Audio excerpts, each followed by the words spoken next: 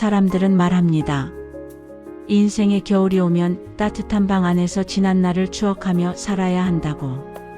하지만 제게 인생의 겨울은 추억이 아니라 매일 아침 차가운 아스팔트 위에서 마주하는 현실입니다. 제 이름은 이정순. 이 동네 사람들은 저를 폐지 할멈이라고 부릅니다. 누구 하나 제 이름 석자를 궁금해하지 않지요. 그저 수레를 끌고 지나갈 때 비릿한 박스 냄새가 난다며 코를 찌푸릴 뿐입니다.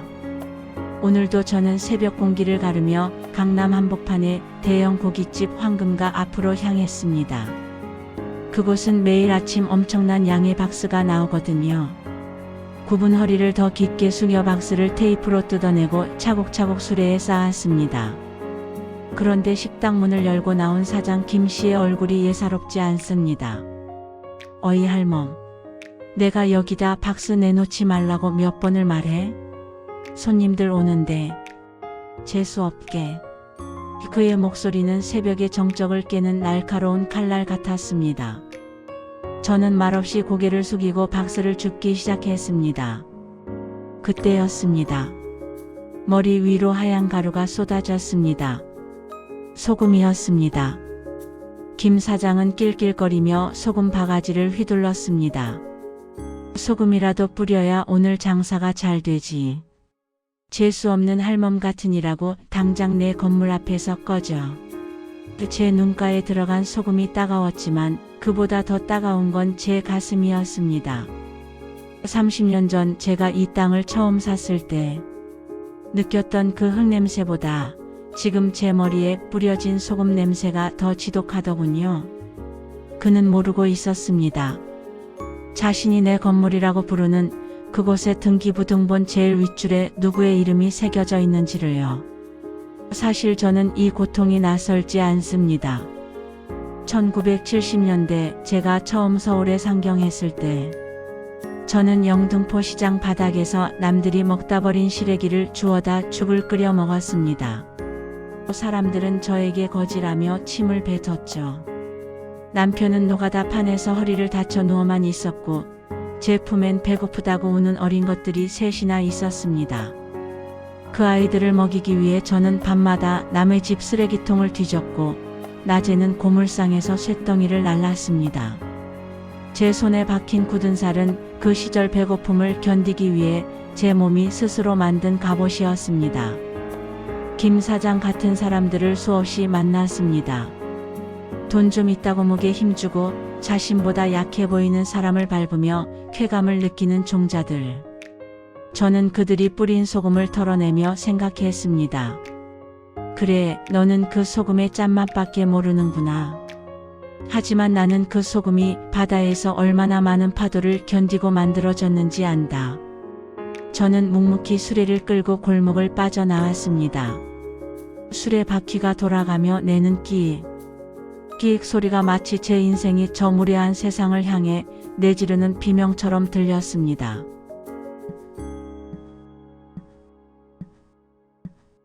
김 사장은 금시계를 차고 거만하게 의자에 앉아 직원들을 윽박지르고 있다.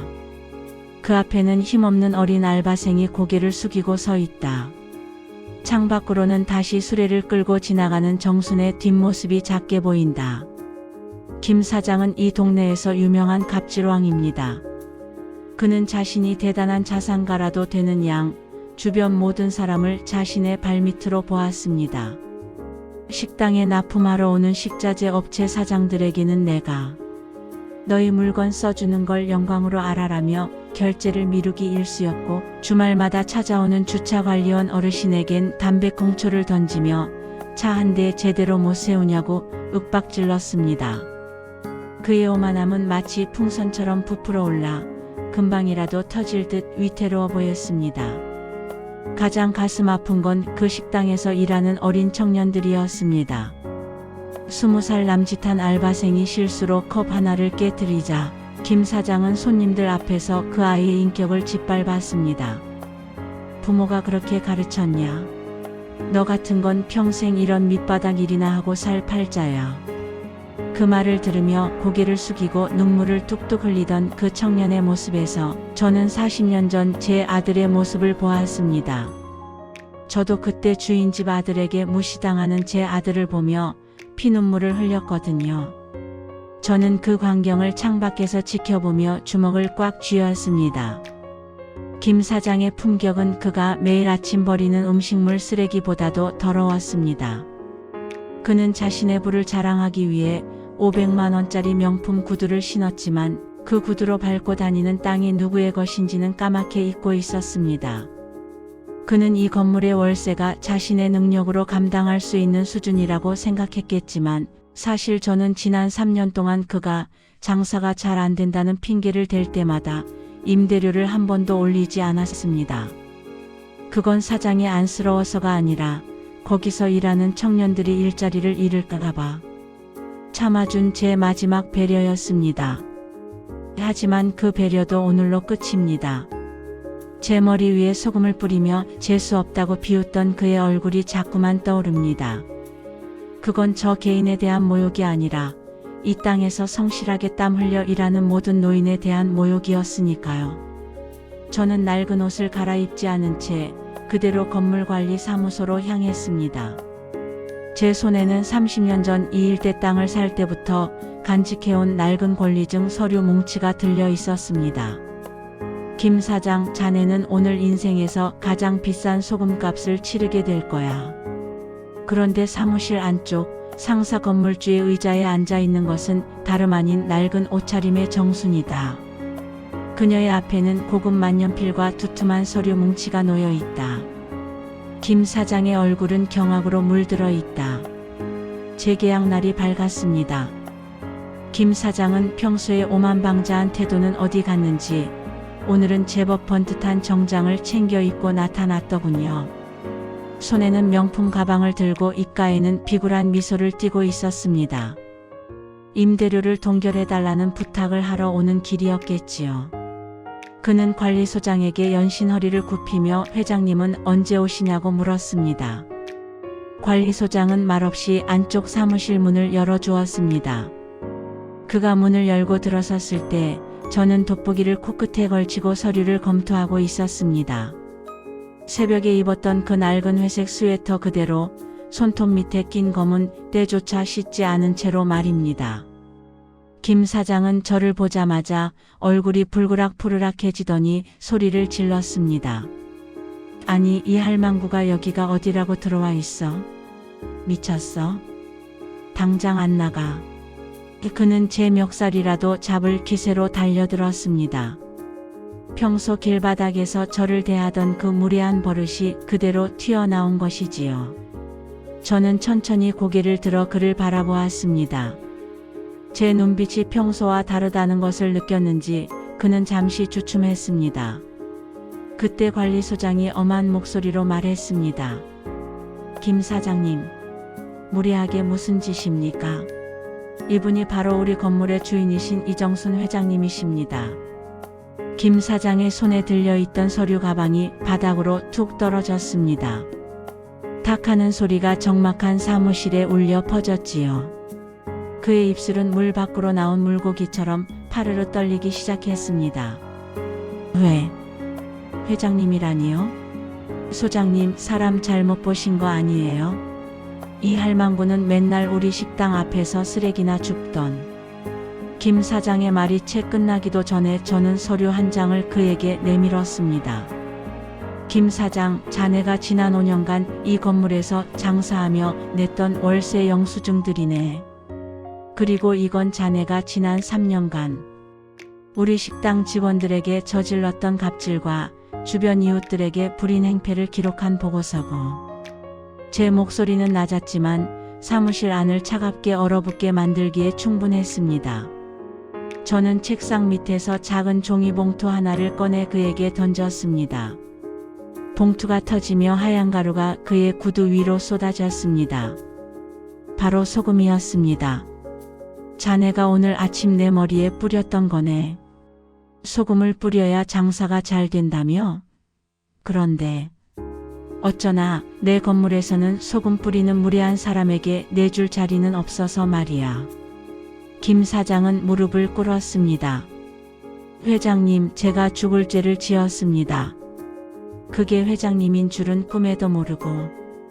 제발 한 번만 봐주십시오. 재계약 안 되면 저 길거리로 나앉습니다. 그의 비굴한 눈물에서 저는 아무런 연민도 느끼지 못했습니다. 만약 제가 진짜 힘없는 폐지 줍는 할머니였다면 그는 지금도 저를 비웃으며 소금을 뿌리고 있었겠지요. 사람의 가치를 돈으로만 판단하는 자에게는 똑같이 돈으로 그 대가를 치르게 해주는 것이 가장 공평한 법입니다. 김 사장, 자네가 내보냈던 그 알바생들, 그리고 자네가 무시했던 그 주차관리원 어르신들에게 가서 먼저 무릎 꿇게. 재계약은 꿈도 꾸지 말고 일주일 안에 짐 빼게나. 저는 단호하게 등을 돌렸습니다.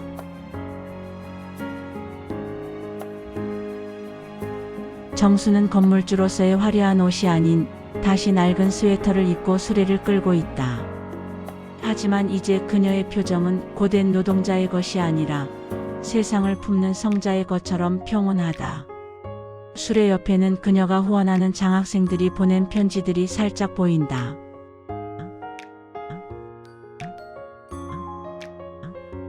김 사장이 떠난 식당 자리에 저는 세련된 프랜차이즈를 들이지 않았습니다. 대신 그곳을 꿈꾸는 주방으로 바꿨습니다.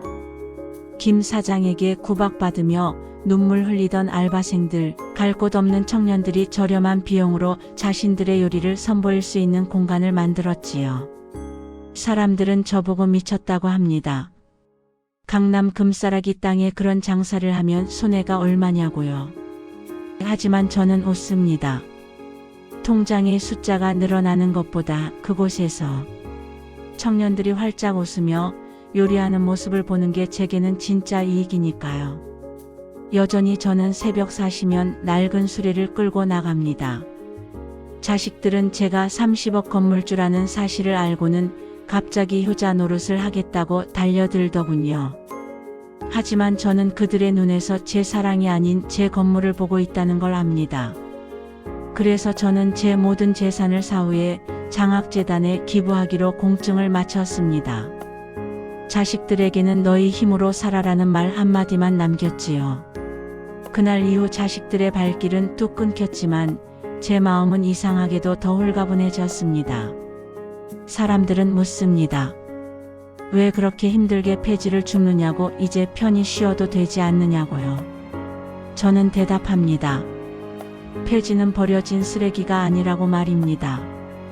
누군가에게는 쓸모없어진 것, 세상에서 밀려난 것들을 다시 모아 가치를 만드는 일. 그것은 제 인생과도 닮아 있습니다. 버려진 시래기를 줍던 그 비참했던 시절이 있었기에 지금의 제가 단단해질 수 있었던 것처럼요. 수레를 끌며 땀을 흘릴 때 저는 제가 살아있음을 느낍니다. 이 땀방울이 제 인생의 진짜 배당금입니다. 저 역시 누군가에게 무시당하고 소금 세례를 받았던 상처가 있습니다. 하지만 그 상처 덕분에 낮은 곳에서 일하는 사람들의 고단함을 볼 줄 아는 눈이 생겼습니다. 폐지를 팔아본 단돈 몇만 원은 비밀 통장에 모아둡니다. 그리고 그 돈으로 이 동네 환경미화원분들에게 따뜻한 국밥 한 그릇을 대접합니다. 그분들이 고맙습니다. 할머니하고 웃어줄 때 저는 30억 건물주로 불릴 때보다 훨씬 더 큰 부자가 된 기분이 듭니다. 여러분, 세상이 당신을 무시하나요? 낡은 옷차림과 굽은 허리 때문에 당신을 함부로 대하는 사람이 있습니까? 기죽지 마십시오. 당신은 그들이 상상도 못할 세월의 풍파를 견디고 살아남은 승리자입니다. 겉껍데기에 취해 속이 텅 빈 김 사장 같은 이들을 가엾게 여기십시오. 진짜 부자는 금시계를 찬 사람이 아니라 자신의 땀의 가치를 아는 사람입니다. 오늘 밤 당신의 거친 손을 가만히 어루만져 주십시오. 그리고 말해 주십시오. 참 잘 살았다, 수고했다고요. 당신의 인생이라는 건물은 그 누구보다 높고 견고합니다. 저는 내일 새벽에도 제 인생의 보물을 찾으러 수레를 끌고 나갈 것입니다.